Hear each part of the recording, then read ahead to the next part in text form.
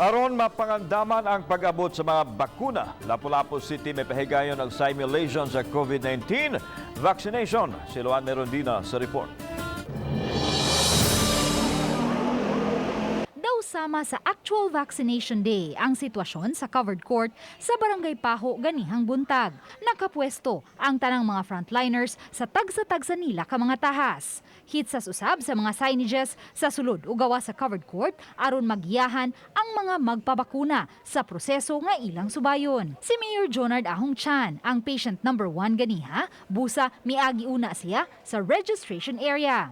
Human marehistro, gida siya sa counseling area diin may mga nurses nga gitahasan sa pagpasabot sa vaccine sa kamahinungdanon sa bakuna ug unsay mga side effects nga natural lang nga masinati.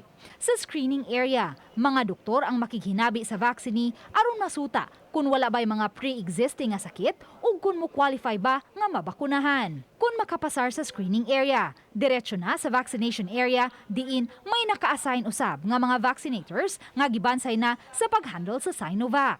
Human mabakunahan, ibalhin ang pasyente sa post-vaccination area aron didto obserbahan sulod sa 30 minutos ngadto sa 1 ka oras kung wala ba'y nasinating adverse reaction sa bakuna. Matod sa taga City Health, gikinahanglang makuha ang 17 minutes gikan sa registration area, counseling area, screening area, ngadto na sa vaccination area aron makuha ang 75 ngadto sa 100 ka mga tawo nga mabakunahan matag adlaw.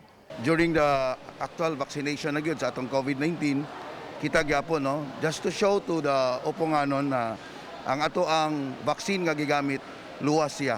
Sa maong simulation, gipakita usab ang kaandam sa dakbayan pagtubag kung may mga pasyenteng makasinati og adverse reaction sa bakuna ug kung asang ospital kini dadon. Ang chief pathologist sa DOH-7, Dr. Mary Jean Loreche, kinsa consultant sa COVID-19 response and management sa dakbayan, mibutyag nga ang Lapu-Lapu City pa lang ang labing unang LGU nga nakapahigayon og simulation sa Rehiyon 7. This is how it should be. All LGUs should have a simulation, so we will be able to see the processes, and then we will be able to allocate the time, and then from there, after the post-simulation, we will be able to know if there are things that needs to be improved upon. Uban ni Godfrey Rilien, Luan Merondina, Balitang Bisdak.